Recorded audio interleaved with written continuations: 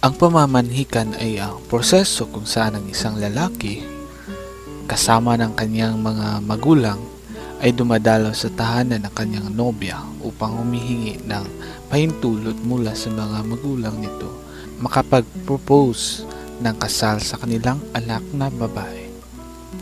Kalakip ng proseso ang paninilbihan ng binata sa pamilya ng dalaga bilang simbolo ng kanilang motibo at pagsisimula ng relasyon sa pagitan ng dalawang pamilya. Ang pamamanhikan ay nagpapakita ng pagsunod sa tradisyonal na proseso ng panliligaw at paggalang sa desisyon ng pamilya ng nobya. Ito ay mahalagang bahagi ng kulturang Pilipino.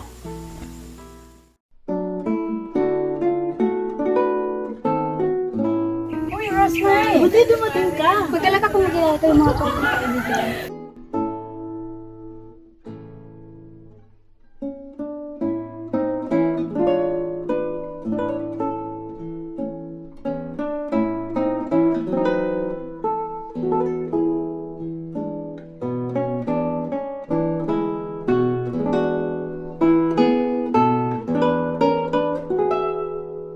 Hay nako, napakainit talaga. Oo nga, napakainit talaga ngayon. Oo nga, napakainit talaga. Ay nako, may nakita talaga ako ngayon. Oy, di naman, ano ba kayo?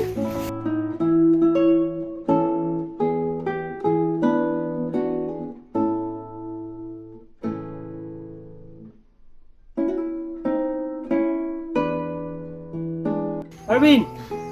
O Paul, nandiyan ka pa na. Hay nako Marvin, hanggang tingin ka na lang ba talaga sa pinsan ko? Halata naman bata ba tayo, gusto mo na siya. Bakit hindi mo siya ligawan? Eh paano ba naman, nawawalan ako ng lakas ng loob. Hay nako, halika at pakailangan kita sa pinsan ko.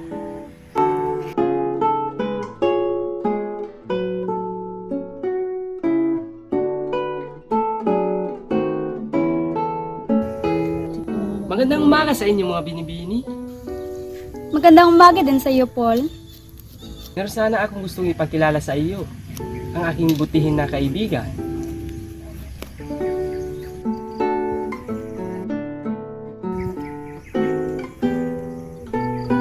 Pinsan, ito nga pala si Marvin. Magandang umaga sa inyo mga binibini. Halika Arlene, tayo maglakad-lakad muna. Tara. Rosemary? Ayun.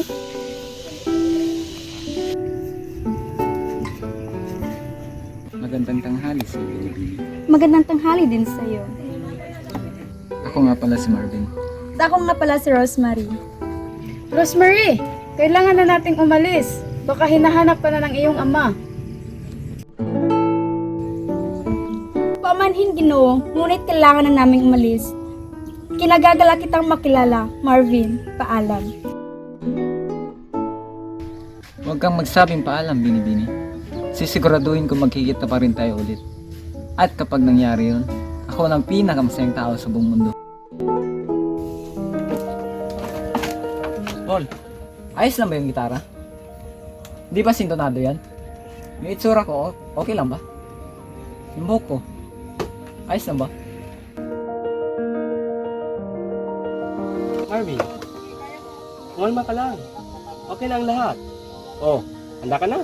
Tara na. Para sa aming mahal. Oo Paul, handa na ako.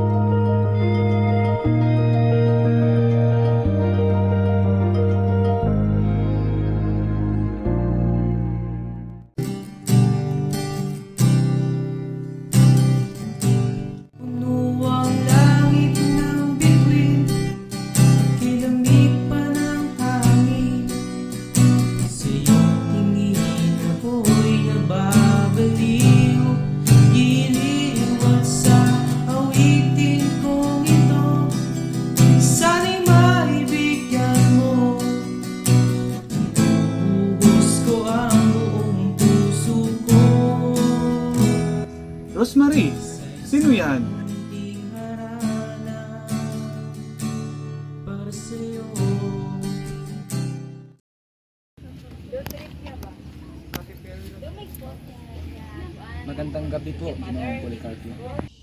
Ano ba ang inyong pakay? 6 oras na ng gabi.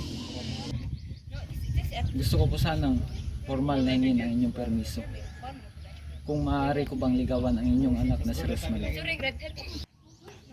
Bueno, patunayan mo muna sa akin ang iyong sarili, Ginoo. Gagawin ko po lahat. Mapapayag ko lang kayo.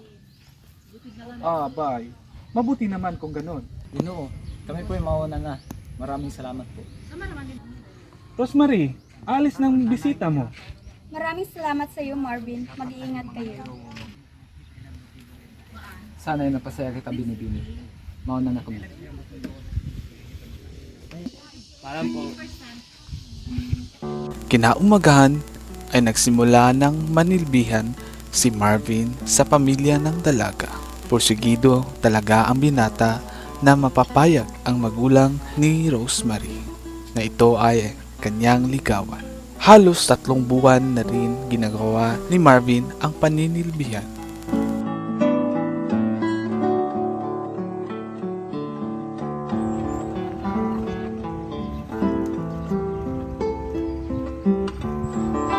Magandang umaga, mahal. Binibini pala. Magandang umaga din sa iyo. Marvin, magpahinga ka muna. Ito, tubig.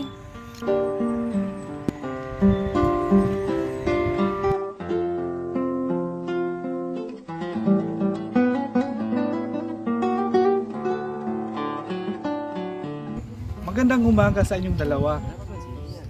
Marvin, alam mo, gusto ko lamang na malaman mo na pumapayag na ako na ligawan mo ang aking unika iha. Dahil sa iyong determinasyon at pagtsatsaga at respeto na aming gusto, pinapatunayan mo lamang na sincero ka sa iyong nararamdaman para sa aking anak. Maraming salamat po, Ginoo. Maraming salamat po talaga.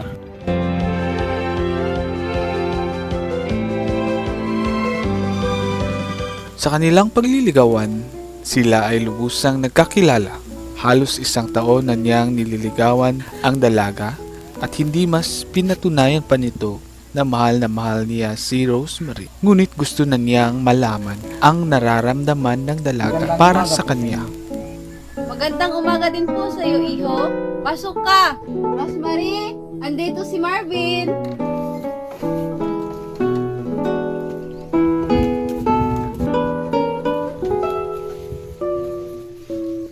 Magandang umaga sa iyo. Rosemary, ako'y naparito dahil nais kong itanong kung may pag-asa ba ako sa iyo. Halos 1 taon na din ako sumusuyo. Ano ang iyong sagot, Binibini? Marvin, ako'y lubos na nagpapasalamat sa iyong lahat ng ginagawa mo sa akin. Kaya oo, Marvin, sinasagot na kita bilang aking maging katipan. Maraming salamat, mahal ko. Ako na ata ang pinakamasayang tao sa mundo. Rosemary! Policarpio! Mahal na mahal kita! Marvin, tama na yan. Nagkakaya sa mga kapitbahay. Rosemary, gusto ko sanang makausap ang iyong mga magulang upang formal na hingin ang iyong mga kamay. Talaga, Marvin? Oo, mahal. 3 araw pagkatapos ng araw na ito, pupunta ang aking partido upang mamanhikan sa iyong pamilya. Sige, aking mahal.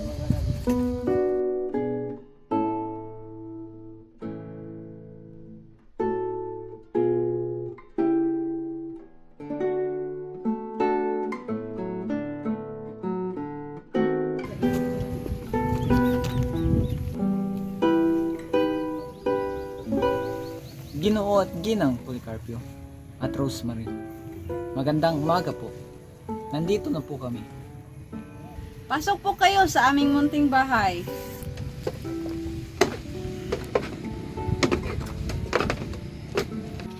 Ito nga pala munting handog namin para sa inyo. Maraming salamat. Walang anuman. O sige, maupo kayo. Rosemary, anak! Nandito na po ang mga bisita mo. Opo, inay. Susunod na po ako. Siya nga pala. Ano nga pala ang pakay ninyo? Ginoong Policarpio, nandito po kami upang formal na hingin ang kamay ng inyong anak. Kaya mo na ba ang buhayan ng aking anak? Opo, Ginoo. Ako po ay may sapat na ipon na upang buhayin ang iyong anak. Hindi ko po hayaang magutom at maghirap ang aking magiging butihing asawa. Sigurado ka na ba sa iyong desisyon? Ang pag-iisang dibdib. Alam mo, hindi madali ang buhay mag-asawa, iho. Opo, sigurado na po ako. Alam ko po na magiging mahirap ang buhay mag-asawa. Ngunit, hindi ko po hayaang pakawalan ang babaeng pinakamamahal ko. Bini-bini, anak ka na ba sa panibagong ito ng iyong buhay, ang buhay pag-aasawa? Handa na po ako. Basta si Marvin ang aking nasa tabi. Mabuti naman kung ganon, anak. Mas magiging panatag ako kung ikaw, Marvin, ang magiging asawa ng aking unika iya. Napatunayan mo na ang sarili mo sa amin. Maraming salamat po, Ginoo. Maaari ko na ba kayong tawaging balae?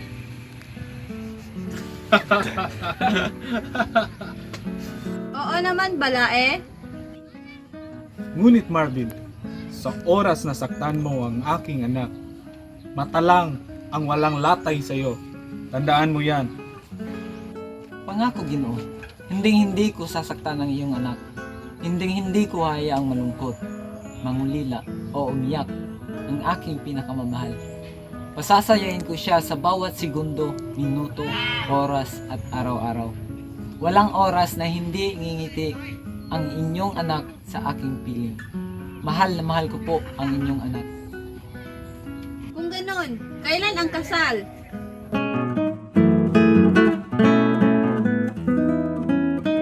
Mas masarap sa pakiramdam na pinaghihirapan ka ng taong mahal mo. Yung tipong haharapin at gagawin niya ang lahat, marinig niya lamang ang matamis mong oo. Kaya kayo, ano ang mas gusto nyo? Panliligaw noon o ngayon? Maraming salamat.